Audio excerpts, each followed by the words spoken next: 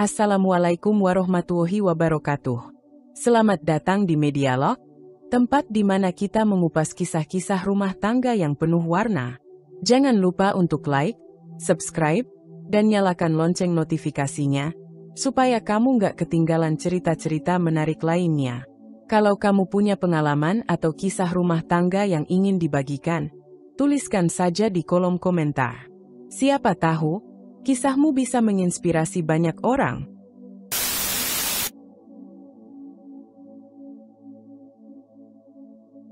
Alia dan Raka telah menjalani pernikahan selama 10 tahun. Waktu yang tidak sebentar, dilalui dengan segala suka dan duka, tawa dan air mata. Namun secara keseluruhan mereka hidup dengan tenang dan berkecukupan. Mereka tinggal di sebuah rumah nyaman di pinggiran kota, cukup jauh dari hiruk-pikuk pusat kota namun tidak terlalu terpencil. Rumah itu berdiri kokoh di tengah halaman luas yang dipenuhi tanaman hias kesayangan Alia. Setiap sudut rumah memancarkan kehangatan dan ketertiban, cerminan dari kehidupan rumah tangga mereka yang stabil. Raka bekerja sebagai manajer keuangan di sebuah perusahaan besar, sementara Alia memilih menjadi ibu rumah tangga penuh waktu setelah kelahiran anak pertama mereka. Meski tidak lagi bekerja kantoran, Alia tetap aktif mengelola berbagai kegiatan di lingkungan sekitar, mulai dari kegiatan sosial hingga komunitas ibu-ibu. Ia dikenal ramah dan ringan tangan, disenangi banyak orang karena kesederhanaan dan ketulusannya. Kehidupan mereka bisa dibilang mapan. Dari segi finansial, mereka tidak pernah kekurangan. Semua kebutuhan rumah tangga terpenuhi, anak-anak tumbuh sehat dan ceria, serta tidak ada utang yang membebani. Mereka juga beberapa kali berlibur keluar kota, bahkan sesekali ke luar negeri. Foto-foto perjalanan itu tertata rapi di album yang disimpan Alia di lemari ruang keluarga, menjadi saksi bisu momen-momen bahagia yang telah mereka lalui. Namun, di balik semua itu, ada hal-hal kecil yang perlahan mulai berubah. Tanpa disadari, komunikasi mereka tak lagi seintens dulu. Raka sering pulang larut malam karena pekerjaan, sementara Alia lebih sibuk mengurus rumah dan anak-anak. Mereka masih berbicara, masih tertawa bersama, tetapi ada jeda yang mulai tumbuh di antara mereka. Bukan pertengkaran, bukan pula masalah besar, melainkan jarak yang tumbuh secara halus. Seperti kabut yang turun perlahan di pagi hari, nyaris tak terlihat tapi nyata terasa. 10 tahun pernikahan bukan sekadar angka. Ia adalah kumpulan hari-hari panjang yang dipenuhi rutinitas, kompromi, dan harapan. Alia percaya bahwa rumah tangga tidak harus sempurna untuk bisa disebut bahagia. Dan sejauh ini, ia merasa cukup. Atau setidaknya, ia mencoba meyakinkan dirinya bahwa semua masih baik-baik saja. Tanpa sepengetahuan Alia, kehidupan rumah tangga yang selama ini ia anggap utuh perlahan disusupi kebohongan yang tajam dan menusuk. Di balik rutinitas kerja Raka yang semakin padat, di balik dering ponsel yang sering dijawab dengan suara pelan dan tergesa, ada rahasia besar yang disembunyikannya rapat-rapat. Ia telah menikah siri dengan seorang perempuan bernama Nadira. Nadira bukanlah perempuan biasa. Ia dikenal sebagai sosok anggun dan tenang, tampil bersahaja namun menyimpan ambisi yang tersembunyi di balik sorot matanya yang tajam. Ia cerdas, pandai mengambil hati, dan memiliki kemampuan memainkan peran seolah dirinya adalah perempuan yang lemah dan perlu dilindungi. Dalam keheningan rencana yang disusunnya, Nadira memiliki tujuan yang jelas, bukan hanya menjadi istri kedua, tapi menjadi istri yang utama. Perkenalan mereka berawal dari urusan pekerjaan. Raka, yang tengah mengelola proyek perluasan usaha kantornya, sering bertemu Nadira sebagai salah satu perwakilan investor. Awalnya profesional, tapi lama-kelamaan berubah menjadi obrolan personal. Nadira tahu bagaimana caranya masuk ke hati Raka, dengan mendengarkan, memahami, dan perlahan menunjukkan kelembutan yang selama ini mungkin mulai hilang dari pernikahan Raka dan Alia. Raka yang lelah dengan rutinitas rumah tangga dan komunikasi yang merenggang bersama Alia, tanpa sadar mulai menjadikan Nadira sebagai pelarian. Ia merasa dihargai, didengar, dan dipuja, sesuatu yang membuatnya merasa hidup kembali. Maka, ketika Nadira menerima ajakannya menikah siri, Raka melakukannya tanpa banyak pikir panjang. Ia merasa tak menyakiti siapapun, selama semuanya tetap berjalan tertutup. Namun Nadira punya rencana lain. Waktu demi waktu berjalan, dan Nadira mulai menuntut lebih. Ia tak puas hidup dalam bayang-bayang, apalagi hanya dianggap sebagai istri yang disembunyikan. Ia ingin pengakuan. Ia ingin menggoyahkan fondasi yang dibangun Alia selama 10 tahun. Ia ingin mengambil alih tempat itu, perlahan tapi pasti. Dengan kepandaiannya, Nadira mulai merayu Raka agar membuka hubungan mereka pada dunia, terutama pada Alia. Ia menyusun kata-kata dengan manis namun menusuk, membuat Raka mulai merasa bersalah karena menelantarkan Nadira sebagai istri. Di sisi lain, ia juga menanamkan benih ketidakpuasan terhadap Alia di dalam hati Raka, menekankan betapa perempuan itu tak lagi memperhatikan dirinya, terlalu sibuk dengan anak-anak dan rumah, terlalu nyaman di zona perannya sebagai istri sah. Akhirnya, Raka mulai goyah. Nadira terus mendorongnya agar membuka rahasia itu. Bukan untuk memperbaiki keadaan, tapi justru untuk memecahnya. Ia tahu, kebenaran yang disampaikan dengan cara yang salah bisa menjadi senjata yang mematikan. Ia ingin melihat Alia hancur perlahan, ingin membuatnya merasa kalah sebagai perempuan. Pada suatu hari, Nadira dengan sengaja menyusun sebuah skenario. Ia meninggalkan bukti-bukti kecil yang cukup mencolok, seperti foto bersama Raka di tempat umum, cincin yang sama, hingga pesan-pesan yang seolah tak sengaja terkirim.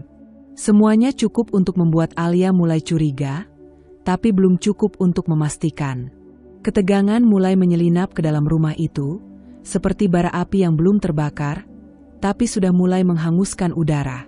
Alia, yang selama ini percaya penuh pada Raka, mulai merasa ada sesuatu yang tak beres. Matanya jeli memperhatikan perubahan sikap suaminya. Hatinya mulai bergetar tak nyaman setiap kali ponsel Raka berdering. Dan ketika akhirnya ia menemukan bukti yang tak bisa dibantah, sebuah foto Nadira mengenakan pakaian pengantin sederhana, berdiri di samping Raka dengan senyum kemenangan, dunia Alia runtuh dalam sekejap. Rumah yang selama ini terasa hangat, tiba-tiba menjadi dingin dan asing. Alia memandangi foto di layar ponsel itu berulang-ulang, seolah berharap matanya keliru menangkap sosok yang berdiri di samping suaminya. Tapi tidak, ia tahu betul senyum itu. Senyum yang dulu selalu menyambutnya setiap pagi, senyum yang kini justru menjadi simbol pengkhianatan. Tangannya gemetar. Ponsel nyaris terlepas dari genggamannya. Dadanya sesak, seperti ada batu besar menghimpit napasnya. Otaknya menolak percaya, tapi hatinya tahu, ia telah dikhianati. Oleh orang yang paling ia percaya. Oleh lelaki yang ia temani selama 10 tahun, dalam suka dan duka, dalam lapang maupun sempit. Selama ini, Alia membangun rumah tangga mereka dengan cinta dan kesetiaan. Ia rela meninggalkan karirnya, menyerahkan sepenuhnya hidupnya untuk keluarga. Ia tak pernah menuntut banyak dari Raka. Bahkan ketika pria itu mulai sering pulang terlambat, lebih banyak diam, atau mulai menghindari kontak mata, Alia masih mencoba memahami. Ia pikir, mungkin ini hanya fase, mungkin suaminya sedang stres dengan pekerjaan. Ia tak pernah membayangkan bahwa di balik semua itu, ada perempuan lain yang diam-diam menyusup dan mencuri tempatnya. Air mata mulai mengalir tanpa suara. Alia duduk di pojok kamar, memeluk lututnya sendiri. Kepalanya penuh dengan pertanyaan yang tak punya jawaban. Sejak kapan semua ini dimulai? Apa aku sudah tak cukup baik? Kenapa dia tega? Di mata Raka, Nadira adalah sosok yang lembut dan penuh pengertian. Perempuan yang selalu menyambutnya dengan senyum, mendengarkan keluh kesahnya tanpa menghakimi, dan menenangkan pikirannya yang lelah. Setiap kali Raka merasa ragu atau bersalah karena menyembunyikan pernikahan keduanya dari Alia, Nadira selalu tahu cara menenangkannya, dengan pelukan manja, bisikan lembut, dan mata berkaca-kaca seolah merepresentasikan cinta tulus yang rela disakiti demi kebersamaan mereka. Namun di balik semua kelembutan itu, Nadira menyimpan niat yang jauh lebih licik. Ia tak sekadar ingin berbagi hati. Ia ingin merebut segalanya. Dan untuk itu, langkah pertamanya adalah merusak citra Alia di mata Raka, perlahan, tanpa terkesan menyerang, melainkan lewat racun halus yang disusupkan dalam percakapan sehari-hari. Awalnya, Nadira hanya melontarkan pertanyaan-pertanyaan kecil dengan nada prihatin. "Mas, Alia kelihatan lelah terus ya akhir-akhir ini? Aku jadi khawatir. Jangan-jangan dia nggak terlalu perhatikan Mas karena terlalu fokus sama anak-anak. Atau, aku ngerti sih. Mas pasti capek kalau di rumah nggak ada suasana hangat. Tapi aku yakin Mas kuat. Aku aja bangga bisa dampingi Mas begini." Raka yang mulai renggang dengan Alia, sedikit demi sedikit menyerap sugesti itu. Ia mulai melihat kekurangan istrinya, yang dulu tak pernah ia persoalkan. Ketidaksempurnaan kecil yang dulu dianggap manusiawi, kini mulai terasa seperti bukti bahwa Alia tak lagi mencintainya sepenuhnya. Semua itu adalah hasil dari racun Nadira, bukan dalam bentuk tuduhan langsung, tapi insinuasi yang menggerogoti logika perlahan-lahan. Nadira semakin berani. Ia mulai menampilkan sisi dramatisnya. Suatu hari, ia menangis di hadapan Raka, menggenggam tangan suaminya sambil berkata, "Aku nggak pernah bermaksud ganggu rumah tangga Mas, tapi kadang aku merasa dibandingkan terus sama istri pertama. Padahal aku cuma pengen dicintai, dihargai, bukan dijadikan rahasia. Mungkin aku nggak sekuat Alia ya." Kata-kata itu, walau terdengar seperti pengorbanan, sebenarnya adalah siasat. Nadira menyulap dirinya menjadi korban, membuat Raka merasa bersalah, dan menanamkan pemikiran bahwa Alia adalah pihak yang kuat, dominan, bahkan mungkin tak peduli pada perasaan orang lain. Tak hanya itu, Nadira mulai menyebar fitnah terselubung. Ia menceritakan hal-hal yang tidak pernah terjadi dengan nada pelan dan penuh iba. Seperti, "Aku pernah dengar katanya Alia sering mengeluh tentang Mas ke tetangga. Tapi mungkin itu cuma gosip ya. Cuma ya, Mas kan tahu sendiri, kadang perempuan suka cerita-cerita kalau merasa nggak bahagia." Raka terdiam. Ia mulai memikirkan kemungkinan yang selama ini tak pernah terlintas. Ia mulai mengamati Alia dengan kacamata yang berbeda, mencari-cari tanda bahwa mungkin istrinya memang tidak sebaik yang ia kira. Mungkin selama ini Alia hanya bertahan demi anak-anak, bukan karena benar-benar mencintainya. Padahal Alia tidak pernah berkata buruk tentang suaminya pada siapapun. Ia menyimpan semua luka dan keluhnya sendiri, menahannya demi menjaga nama baik rumah tangga yang telah ia rawat selama 1 dekade. Namun sayangnya, suara fitnah Nadira lebih sering didengar daripada kesunyian ketegaran Alia.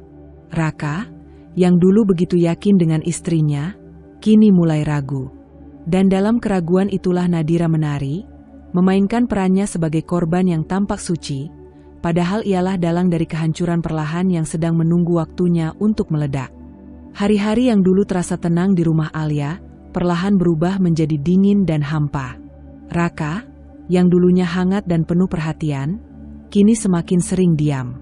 Tatapan matanya tak lagi lembut, nada bicaranya mulai tajam, dan kehadirannya terasa seperti bayangan kosong yang hanya lewat begitu saja. Alia mencoba memahami, mencoba bertanya pelan apa yang salah. Namun jawaban Raka selalu singkat, bahkan sering tak menggubris. Alia merasa seperti orang asing di rumahnya sendiri. Apa yang tak Alia ketahui, jauh di luar jangkauan pikirannya, Nadira sedang bermain api, dan apinya mulai membakar akar kepercayaan yang selama ini mengikat dirinya dan Raka. Dengan penuh perhitungan, Nadira terus menanamkan racun dalam pikiran suaminya. Ia memilih kata-kata yang manis namun menggoda rasa curiga, membungkus fitnah dengan nada simpati, agar Raka merasa bahwa ia menemukan kebenaran dengan cara berpikirnya sendiri. "Mas, aku tahu ini bukan urusanku, tapi Mas gak pernah curiga ya? Alia tuh terlalu tenang. Kadang perempuan yang terlalu tenang itu justru menyimpan sesuatu." Raka awalnya mengabaikan, tapi Nadira tak berhenti. "Coba Mas pikir deh, kenapa dia bisa betah di rumah terus tapi penampilannya nggak pernah berantakan? Mungkin dia nggak pergi keluar, tapi siapa tahu siapa yang datang ke rumah waktu Mas kerja. Atau, aku pernah lihat dia di mall. Mas, Bukan maksud suzon, tapi dia lagi belanja barang-barang mewah. Padahal setahuku, Mas baru aja bilang keuangan lagi ketat. Jangan-jangan dia pakai tabungan Mas tanpa izin. Setiap bisikan Nadira adalah jarum halus yang menusuk perlahan namun pasti. Dan Raka, yang sebelumnya mempercayai Alia tanpa ragu, kini mulai melihat istrinya dengan kacamata penuh prasangka. Ia mulai mempertanyakan banyak hal. Kenapa Alia tak pernah bertanya tentang keuangannya? Kenapa ia begitu tenang saat Raka bilang sedang sibuk bekerja? Apakah mungkin selama ini Alia hanya peduli pada stabilitas hidupnya, bukan pada perasaan suaminya? Nadira tahu, untuk menghancurkan seorang istri, ia tak perlu berteriak. Ia hanya perlu membuat sang suami merasa dikhianati, walau itu semua tak pernah terjadi. Seiring waktu, Raka mulai menjauh dari Alia secara emosional. Ia tak lagi menyentuh tangannya, tak lagi menanyakan kabarnya, bahkan mulai tidur di ruangan terpisah dengan alasan kelelahan kerja. Ketika Alia bertanya, Raka hanya menjawab dengan acuh. Sudah, jangan banyak tanya. Aku capek. Tak ada lagi pelukan saat pulang, tak ada lagi obrolan larut malam. Rumah mereka sunyi, tapi bukan sunyi yang damai, sunyi yang menyiksa dan penuh jarak. Alia mulai merasa ada yang salah. Tapi setiap kali ia mencoba bicara, Raka menghindar. Bahkan pada suatu malam, ia melihat Raka duduk di ruang kerja sambil memandangi layar ponselnya, tersenyum kecil saat membaca pesan seseorang. Begitu Alia mendekat, Raka langsung menyembunyikan layar itu. Ada sesuatu yang jelas sedang disembunyikan darinya. Dan Alia bisa merasakannya, jauh di dalam hatinya yang mulai retak. Yang paling menyakitkan bukanlah ketidakpedulian itu sendiri, melainkan kenyataan bahwa semua itu datang tanpa penjelasan. Raka tak pernah memberi kesempatan untuk menjelaskan apapun. Ia hanya berubah, seperti orang yang tidak pernah mencintai Alia sebelumnya. Dan di balik semua itu, Nadira tersenyum dalam diam. Ia telah berhasil membuat celah itu membesar. Ia tahu, semakin Raka menjauh dari Alia, semakin mudah baginya untuk masuk dan menggantikan posisi istri pertama yang kini mulai kehilangan tempatnya. Di rumah Alia, sunyi semakin dalam. Tapi di balik diamnya, perlahan mulai tumbuh sebuah tekad. Bila Nadira bermain dengan manipulasi, maka Alia tahu, ia harus bertahan dengan cara yang berbeda. Ia tak akan diam selamanya. Langkah Nadira tak tergesa, tapi pasti. Setelah berhasil menanam benih curiga dalam hati Raka, ia tak lagi sekadar istri kedua yang hidup di balik bayang.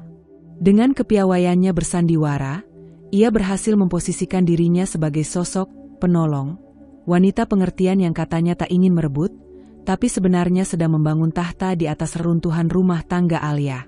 Raka, yang kini semakin jauh dari Alia, mulai membawa Nadira perlahan ke dalam lingkup kehidupan utama. Awalnya hanya menitipkan masakan, lalu mulai memintanya datang, sebentar, ke rumah untuk membantu urusan tertentu. Lalu, suatu hari, Nadira benar-benar masuk rumah itu, ke rumah yang dulunya hanya dihuni oleh Alia dan anak-anak mereka.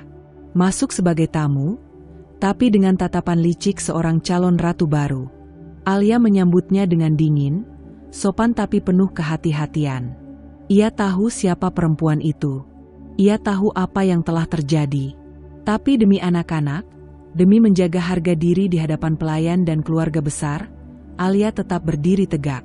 Tak satu kata pun keluar tentang sakit hatinya.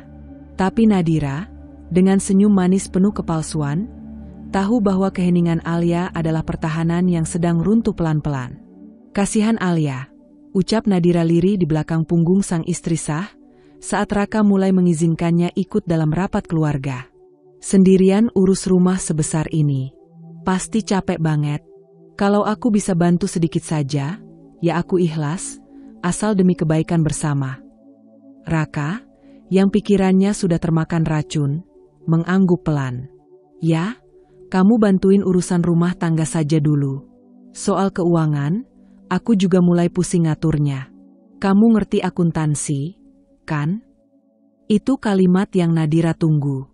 Sejak hari itu, ia mulai memegang sebagian kendali keuangan keluarga.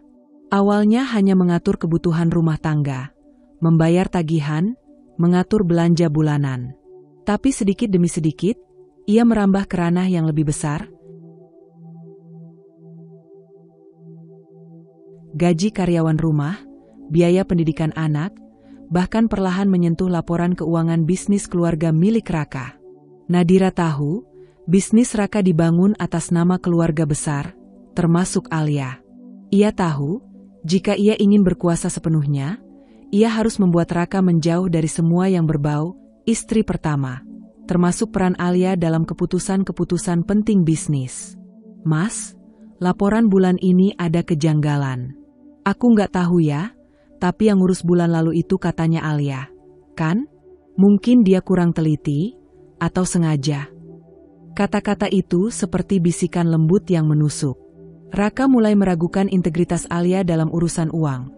Padahal selama ini justru Alia yang membantu menstabilkan keuangan rumah dan menutup lubang-lubang kesalahan manajerial Raka secara diam-diam.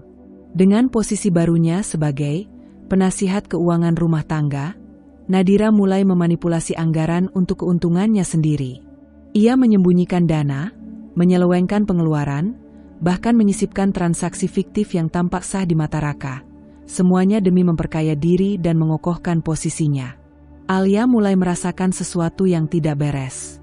Ia tidak lagi diberi akses untuk melihat laporan bisnis. Tabungan bersama yang dulu bisa ia cek sewaktu-waktu, tiba-tiba terkunci dengan alasan sistem baru.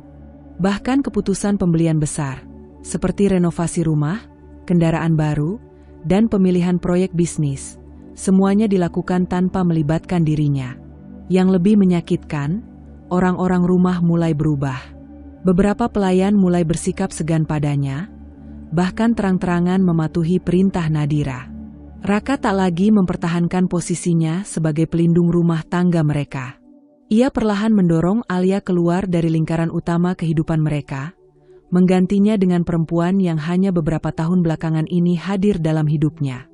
Dalam sepi kamarnya, Alia menyadari, rumah yang ia bangun 10 tahun dengan cinta dan pengorbanan, kini perlahan menjadi istana orang lain. Ia tak lagi menjadi ratu, melainkan hanya bayang-bayang yang dipertahankan untuk menjaga citra. Tapi satu hal yang Nadira lupa, Alia mungkin diam, tapi ia bukan perempuan yang mudah dihancurkan. Di balik wajahnya yang tenang, sebuah badai mulai tumbuh. Ia mulai mencatat, mengamati, dan menunggu.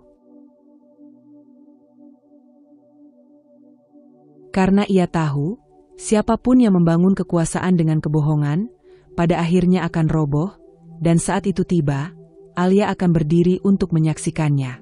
Suasana rumah besar itu mendadak berubah menjadi ladang bara api. Tak ada angin, tak ada hujan, tiba-tiba Raka pulang dengan wajah merah padam, mata membara seperti siap meledak. Ia tak bicara sepatah kata pun kepada Alia, hanya melemparkan map berisi kertas-kertas yang berhamburan ke lantai ruang tamu. "Apa ini?" teriaknya, suaranya menggema keras, membuat para pembantu lari ketakutan ke dapur. Alia yang tengah duduk membaca buku, terperanjat. Ia menunduk, memungut selembar kertas yang terjatuh. Sebuah cetakan pesan anonim, dengan foto dirinya sedang berbicara dengan seorang pria di sebuah kafe. Pria itu adalah kakak sepupunya sendiri, yang baru kembali dari luar negeri. "Apa maksud Mas?" tanya Alia hati-hati, mencoba tetap tenang walau jantungnya berdegup kencang. "Jangan pura-pura. Nadira bilang kamu sudah lama selingkuh. Kamu perempuan murahan. Aku nggak sudi serumah lagi dengan pengkhianat macam kamu," bentaknya tanpa ampun. Alia terpaku. Napasnya tercekat. Untuk sesaat, dunia terasa berhenti berputar. Nadira muncul di belakang Raka, berdiri bak aktris terbaik dalam drama telenovela. Wajahnya murung, seolah hancur oleh fakta yang ia sendiri karang. "Maafkan aku Mas, aku nggak tega ngasih tahu ini. Tapi aku juga perempuan, aku kasihan sama Mas. Alia nggak pantas jadi istri Mas." Raka mencengkeram bahu Alia kasar. "Keluar dari rumah ini sekarang juga. Kamu bukan siapa-siapa lagi." Alia menatap Nadira, penuh luka, tapi juga keberanian. Ia tahu, inilah batasnya. Ia sudah cukup bersabar. Dan jika hari ini ia harus dihancurkan, maka ia akan hancur sambil membawa satu kebenaran yang akan membakar kebohongan ini sampai ke akar. Dengan tangan gemetar namun pasti, Alia berjalan ke lemari ruang kerjanya. Ia mengambil satu map coklat tua yang selama ini ia simpan rapat-rapat. Lalu, ia kembali berdiri di hadapan suaminya, mata berair tapi penuh api. "Kalau Mas mau mengusirku," ucapnya lirih tapi tegas, "pastikan dulu siapa yang sebenarnya berkhianat." Ia meletakkan isi map di meja, salinan surat nikah bertanggal 5 tahun lalu, foto pernikahan tradisional di sebuah desa, lengkap dengan wajah mempelai pria dan wanita yang sangat dikenalnya. Wanita itu adalah Nadira, dan pria di sebelahnya adalah Pak Wira, seorang petani kaya dari kampung yang ternyata masih menjadi suami sah Nadira. Raka menatap lembaran-lembaran itu. Matanya menyempit. Nafasnya mulai tidak teratur. "Apa-apaan ini?" "Aku diam selama ini bukan karena bodoh," kata Alia, suaranya semakin stabil. "Aku sudah lama tahu siapa Nadira sebenarnya. Dia bukan janda. Dia masih terikat pernikahan dengan Pak Wira, pria yang selama ini menunggumu menceraikanku agar dia bisa menjual status istri kepada dua lelaki sekaligus."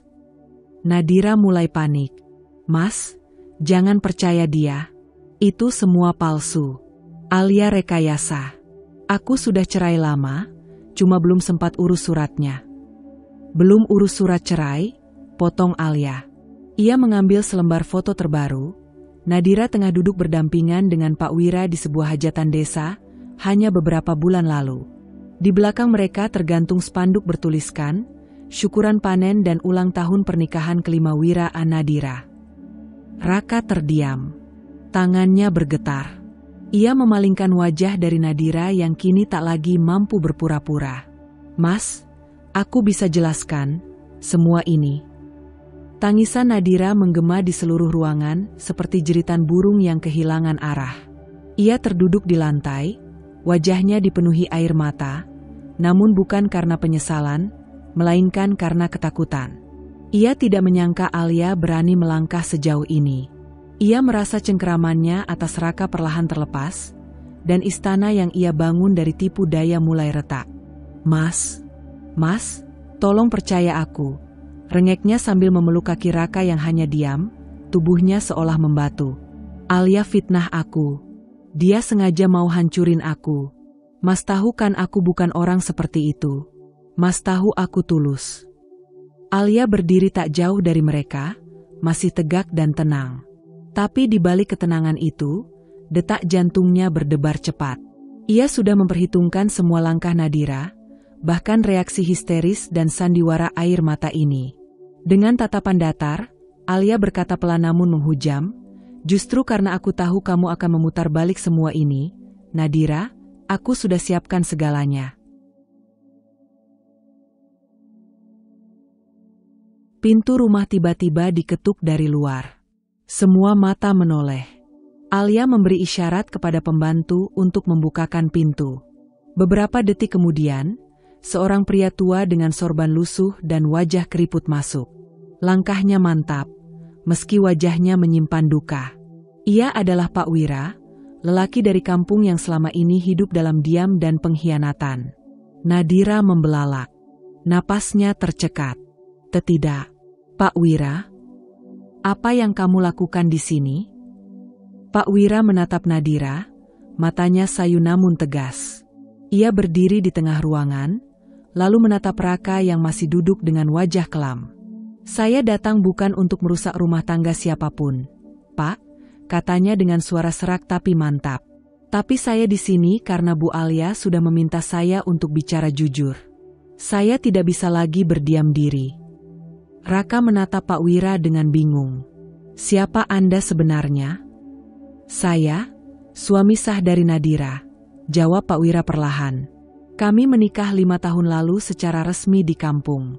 Nadira bilang ingin merantau ke kota, katanya untuk bekerja dan bantu ekonomi keluarga.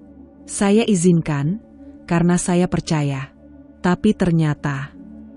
Ia menatap Nadira tajam. Ternyata dia menikah lagi, secara diam-diam, tanpa izin saya, dan tanpa pernah mengajukan cerai. Ruangan itu membeku. Nadira kini terdiam membisu. Semua kepura-puraannya meleleh seperti topeng lilin yang terbakar api. Saya punya 2 anak di kampung. Nadira masih rutin kirim uang setiap bulan. Untuk sekolah anak-anak, untuk belanja bulanan. Bahkan dia pernah bilang, dia kerja di rumah orang kaya sebagai asisten pribadi istri pemilik rumah. Raka bangkit perlahan dari duduknya, tubuhnya bergetar. Wajahnya pucat. Kau selama ini kirim uang ke suami dan anak-anakmu di kampung? Sambil berpura-pura jadi istriku? Nadira mencoba bangkit. Mas, dengarkan aku terpaksa. Pak Wira orang miskin, dia nggak bisa kasih aku apa-apa. Aku datang ke kota karena aku ingin hidup yang lebih baik. Aku butuh kebebasan. Aku mencintai Mas. Sungguh. Tapi kata-katanya sudah tak ada yang bisa menyelamatkan. Raka mundur selangkah, seolah jijik pada dirinya sendiri. Ia menatap Nadira seperti menatap sesuatu yang tak pernah benar-benar ia kenal. Alia hanya berdiri memandang semuanya, hatinya perih, tapi juga tenang. Inilah puncak dari segala pengkhianatan. Nadira tak hanya memanipulasi dirinya, tapi juga telah mempermainkan 2 rumah tangga sekaligus. Dan hari ini, semua topengnya telah runtuh. Tangis Nadira kini tak lagi mengundang simpati. Ia tersungkur di lantai, tubuhnya gemetar. Raka tak menoleh padanya lagi. Ia berjalan keluar dari ruangan, mungkin untuk menyendiri atau menenangkan diri, tak ada yang tahu. Langit sore tampak muram, awan kelabu menggantung berat di atas rumah megah yang kini sunyi, seolah turut meresapi ledakan emosi yang terjadi di dalamnya. Suasana yang sebelumnya ramai oleh suara bentakan, tuduhan, dan air mata kini digantikan oleh ketegangan yang menyesakan. Raka duduk di ruang tamu, diam seperti patung, wajahnya menunduk, kedua tangannya mengepal di atas lutut. Nadira berdiri beberapa meter darinya, tubuhnya gemetar, wajahnya masih dibasahi air mata. Tapi kali ini, tangisnya bukan sandiwara, melainkan ketakutan murni akan apa yang mungkin terjadi setelah semua kedoknya terbongkar. Raka mengangkat kepalanya perlahan, menatap Nadira dengan mata yang dulu penuh cinta, kini berubah menjadi bara amarah. Suaranya serak, namun tiap katanya seperti cambuk yang menyayat. Selama ini, aku membela kamu habis-habisan. Aku percaya kamu. Aku menghancurkan Alia demi kamu. Nadira terisak. Mas, aku nggak pernah maksud menyakiti Mas, aku hanya SSSD. Raka menahan tangannya di udara. Nadanya mengeras. Jangan berani bicara satu kata pun sebelum aku selesai. Ia bangkit dari sofa, berjalan mendekat, lalu menunjuk tumpukan bukti yang tadi diserahkan Alia. Surat nikah Nadira dan Pak Wira, foto-foto, dan transfer uang rutin ke rekening keluarga di kampung. Ini semua bukan rekayasa. Bukti-bukti ini terlalu jelas. Kamu pikir aku bodoh? Bentaknya, suaranya menggetarkan kaca jendela. Nadira mundur selangkah, punggungnya menempel ke dinding. Aku cuma ingin hidup yang lebih baik, aku terjebak. Terjebak? Kamu yang memilih hidupmu. Raka menghempaskan map ke lantai. Kamu mengaku mencintaiku, tapi di belakangku kamu tetap jadi istri orang lain. Kamu kirim uang dari hasil menipu aku ke keluarga kamu di kampung, seolah-olah aku ini sapi perah. Mas, dengar dulu. Cukup. Raka menahan emosinya yang hampir meledak menjadi tindakan fisik. Matanya merah, napasnya memburu. Aku sudah mengusir Alia. Perempuan yang setia, yang gak pernah ambil uangku sepeser pun, yang selalu ada di saat aku jatuh. Dan semua itu karena kamu. Karena racun yang kamu tanamkan di telingaku tiap malam. Nadira terduduk di lantai, menangis histeris. Aku mencintaimu, Mas, aku benar-benar mencintaimu. Raka menatapnya dengan jijik. Cinta? Itu bukan cinta. Itu kerakusan. Kamu gak pernah cinta siapapun selain dirimu sendiri. Kamu cuma aktris murahan yang pandai merayu. Ia berjalan ke jendela, menatap keluar sejenak, lalu kembali bicara, lebih tenang tapi dengan nada penuh kekecewaan yang mendalam. Aku meninggalkan perempuan yang mencintaiku sepenuh hati, demi perempuan yang bahkan tidak bisa jujur soal siapa dirinya. Nadira mencoba merangkak mendekatinya, tapi Raka mundur. Jangan sentuh aku. Mulai sekarang, kamu bukan siapa-siapa. Aku akan urus semuanya. Aku akan pastikan kamu bayar mahal atas semua ini. Hening menyelimuti ruangan selama beberapa detik. Hanya suara detik jam yang terdengar, menambah kesan mencekam. Raka memejamkan mata sejenak.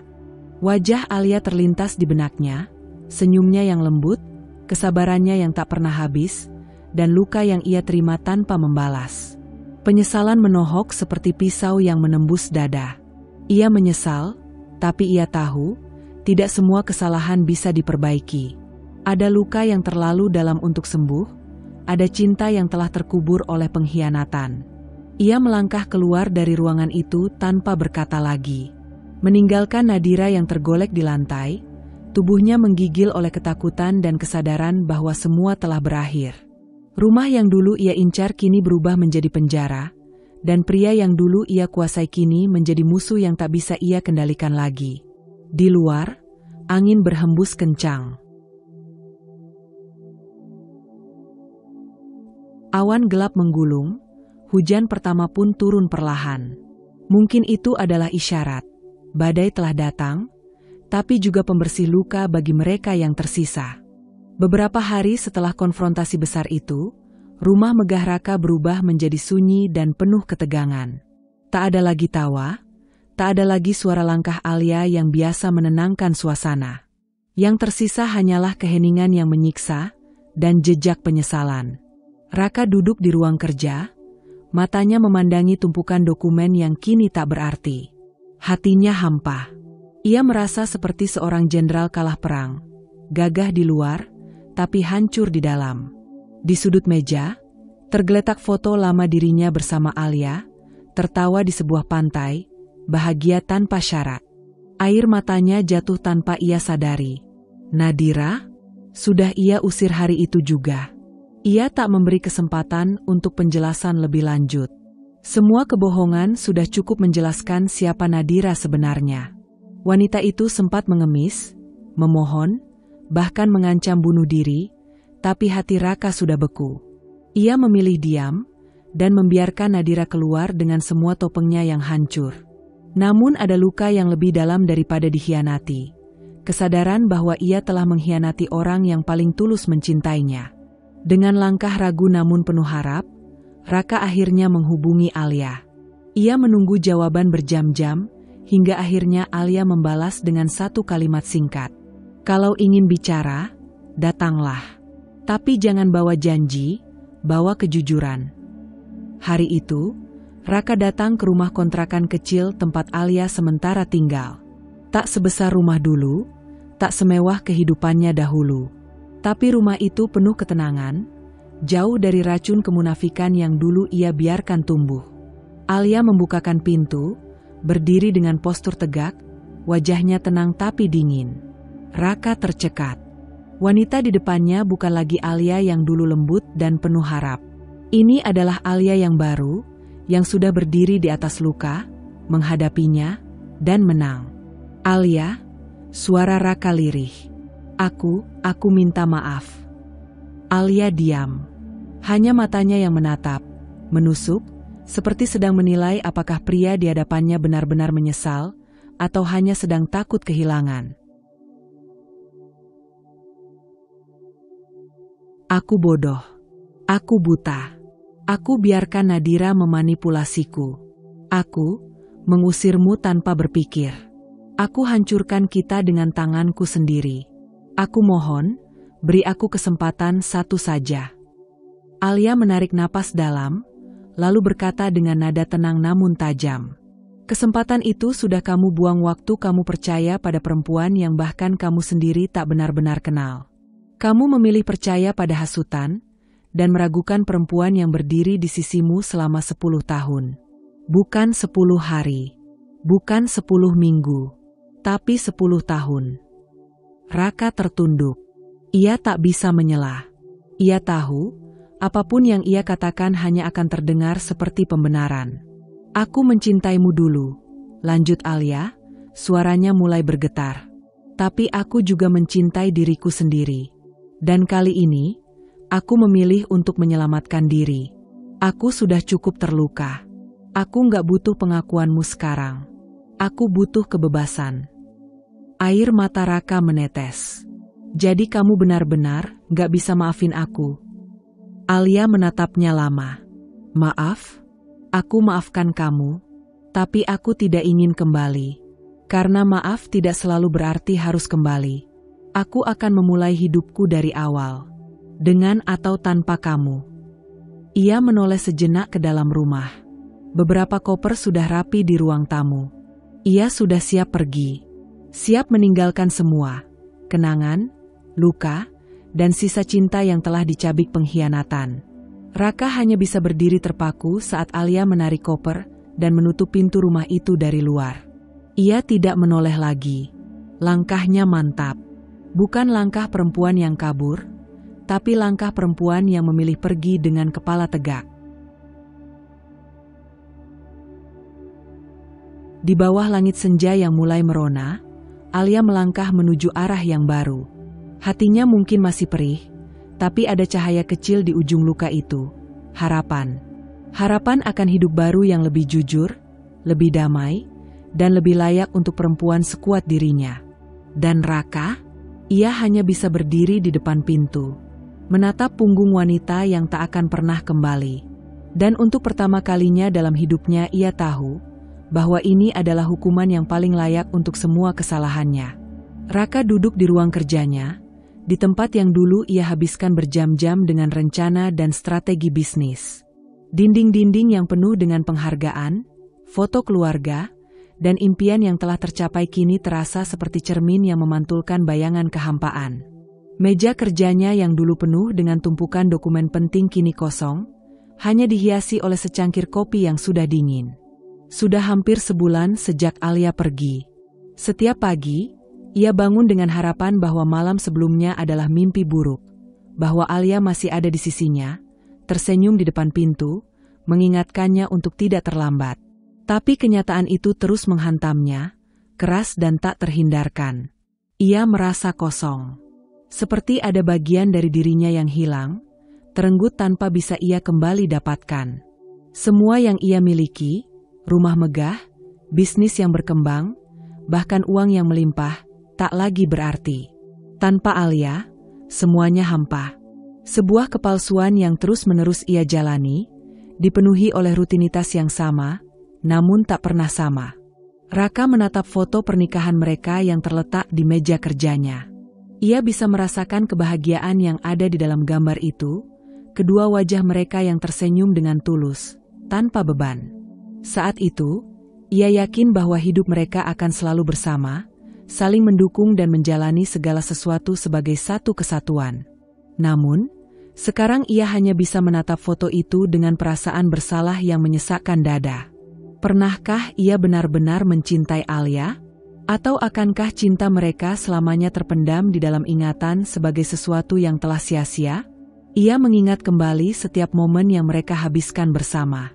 Senyuman Alia yang selalu hadir di pagi hari, cara Alia merawat rumah dan dirinya dengan penuh perhatian, bahkan malam-malam yang mereka habiskan di sofa kecil, hanya bercanda tentang masa depan mereka. Raka tak pernah menyadari bahwa kebahagiaan itu ternyata rapuh, dan ia sendiri yang telah merusaknya. Nadira, perempuan itu selalu datang dengan janji-janji manis dan rayuan yang menggoda. Raka merasa tertipu oleh segala yang terlihat di luar, begitu percaya bahwa Nadira adalah jawabannya untuk mencari kebahagiaan baru. Nadira yang menyiratkan perhatian pada dirinya, yang membuatnya merasa dihargai setelah sekian lama terperangkap dalam rutinitas yang menjemukan. Namun, betapa naifnya ia. Nadira bukanlah wanita yang tulus. Ia tak lebih dari seorang oportunis, seorang wanita yang hanya memanfaatkan kelemahan Raka untuk mendapatkan apa yang ia inginkan. Dan yang lebih menyakitkan, Raka baru menyadari betapa dalam pengkhianatannya terhadap Alia. Tidak hanya pada kepercayaan, tetapi juga pada cinta yang tak pernah diminta untuk disia-siakan. Hari itu, Raka memutuskan untuk pergi ke tempat yang selama ini ia hindari, rumah kontrakan Alia. Ia tahu itu mungkin sudah terlambat. Bahkan jika Alia bersedia untuk mendengarkannya, luka itu mungkin sudah terlalu dalam untuk sembuh. Tetapi ia tidak bisa lagi bersembunyi dari kenyataan. Ia harus menatap apa yang telah ia hancurkan. Saat ia sampai di depan rumah itu, perasaan yang ia rasakan bukanlah kebahagiaan atau harapan, melainkan penyesalan yang menyesakan. Ia berdiri di depan pintu yang dulu biasa dibukakan untuknya dengan senyuman, dengan harapan bahwa ia akan menemukan Alia di dalamnya. Namun, hari ini pintu itu tertutup rapat. Tanpa suara, tanpa sambutan. Ia berbalik dan berjalan pergi, tanpa tujuan yang jelas. Langkahnya berat, dan hatinya lebih berat lagi. Ada sesuatu yang mengganjal di tenggorokannya. Rasa bersalah yang tak bisa ia keluarkan, penyesalan yang terpendam dalam dirinya. Ia ingin mengatakan sesuatu, meminta maaf, bahkan merasakan sedikit pengampunan. Tapi yang ia dapat hanyalah kesunyian yang mengisi ruang hatinya. Alia telah memilih jalannya sendiri. Ia tak lagi memerlukan Raka untuk hidup bahagia. Dan meskipun Raka tahu itu adalah keputusan yang benar, itu tetap saja terasa seperti pedang yang mengiris jantungnya. Ia kembali ke mobilnya, duduk di kursi pengemudi, dan menutup matanya. Tetesan air mata jatuh tanpa bisa ia tahan. Bukan karena kehilangan, tetapi karena kebodohannya. Ia tak pernah tahu betapa berharganya Alia sampai ia melihatnya pergi.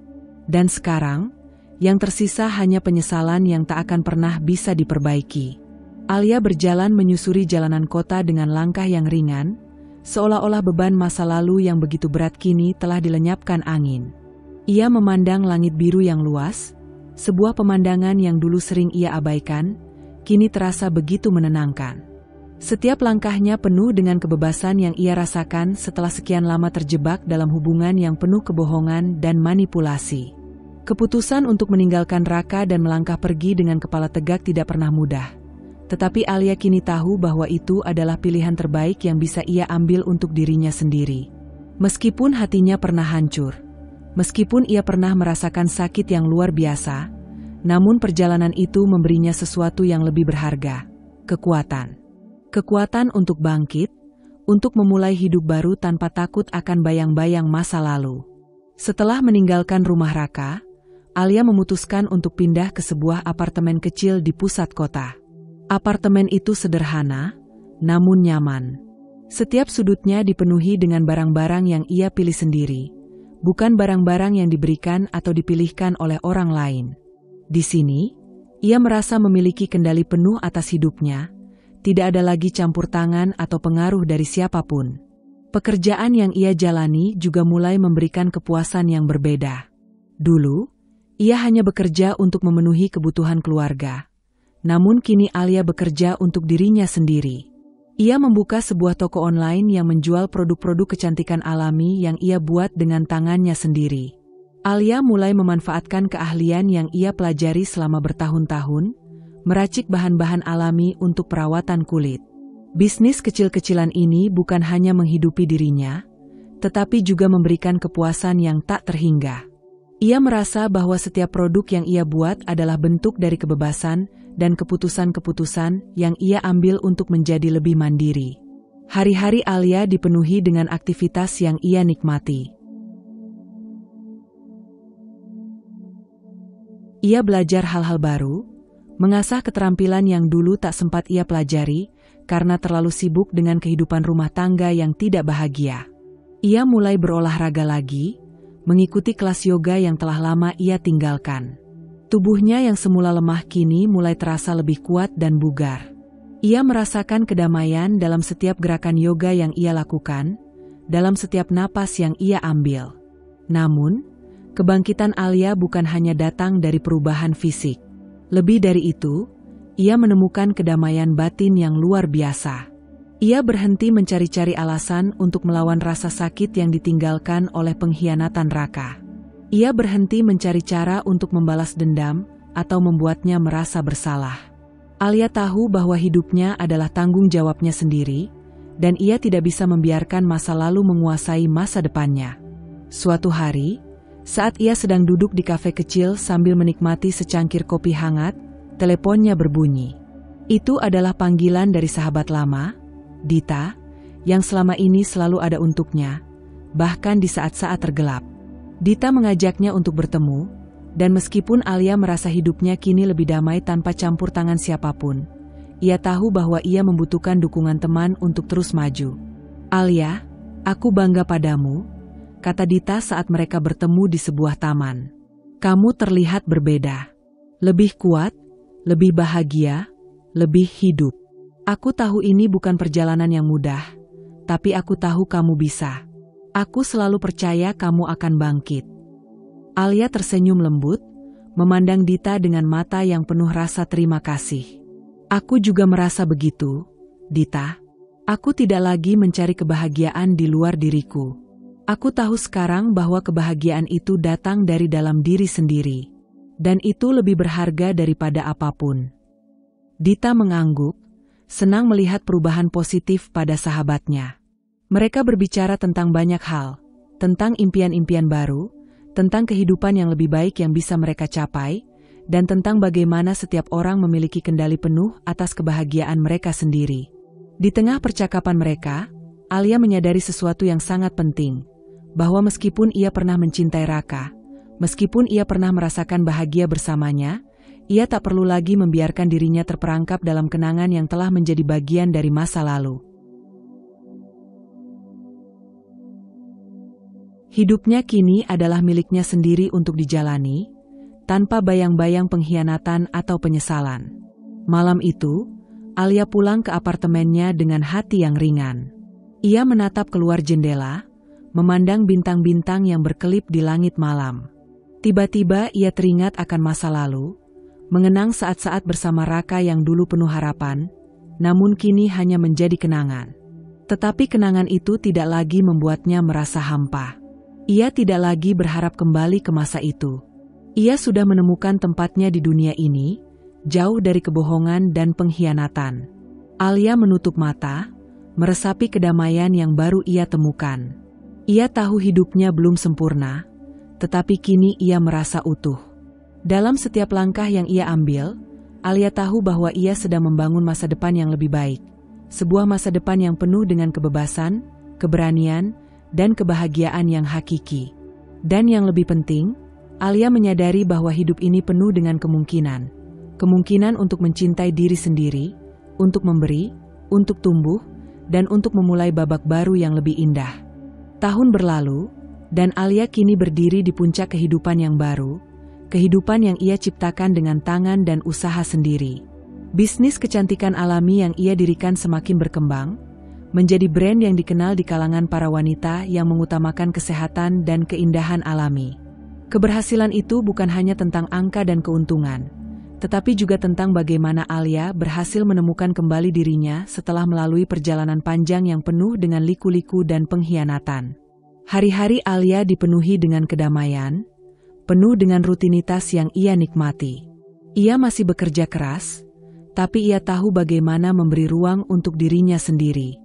Ia tak lagi merasa terikat oleh masa lalu yang telah lama berlalu. Raka, dengan segala pengkhianatannya, hanya menjadi kenangan yang kini tak lagi membebani hatinya. Alia telah belajar untuk memaafkan, bukan karena Raka layak dimaafkan, tetapi karena ia menyadari bahwa kebebasan sejati datang ketika ia bisa melepaskan masa lalu. Suatu sore, saat ia sedang duduk di taman menikmati secangkir teh hangat, Alia menerima pesan singkat dari Dita. "Selamat ya, bisnismu semakin besar. Kamu layak mendapatkannya," tulis Dita. Alia tersenyum, membaca pesan itu dengan hati yang penuh rasa syukur. Ia merasa bangga, bukan hanya karena pencapaiannya, Tetapi karena ia telah menjalani perjalanan yang begitu berharga, perjalanan menuju penemuan diri dan kebebasan sejati, ia tak pernah membayangkan bahwa hidup bisa menjadi seindah ini setelah semua yang ia alami. Ia menatap langit senja yang perlahan berubah jingga, berpikir tentang bagaimana kehidupan kadang memberikan kejutan tak terduga. Terkadang, kita harus melewati masa-masa gelap untuk benar-benar menghargai cahaya yang datang. Alia tak lagi takut akan masa depan, karena ia tahu bahwa ia bisa menghadapinya dengan kekuatan dan keberanian yang baru ditemukan dalam dirinya. Malam itu, Alia kembali ke rumah kecilnya yang nyaman, tempat ia merasa tenang. Di meja makan, sebuah foto keluarga kecil ia letakkan di samping lampu meja yang menyala. Itu adalah foto masa lalu, foto yang menunjukkan ia dan Raka sebelum semua kekacauan terjadi. Namun, meskipun foto itu masih ada, Alia tidak lagi merasa terikat padanya. Ia telah memaafkan dirinya sendiri dan melangkah maju. Kehidupan Alia kini adalah miliknya sendiri. Ia tak lagi membiarkan orang lain mendefinisikan kebahagiaannya. Ia tahu betul bahwa kebahagiaan itu datang dari dalam dirinya, dan ia tak akan menyerah untuk terus mencapainya. Setiap hari, ia menutup matanya, merasa damai. Dan dengan itu, ia memulai perjalanan baru, perjalanan yang penuh dengan harapan dan kemungkinan yang tak terbatas.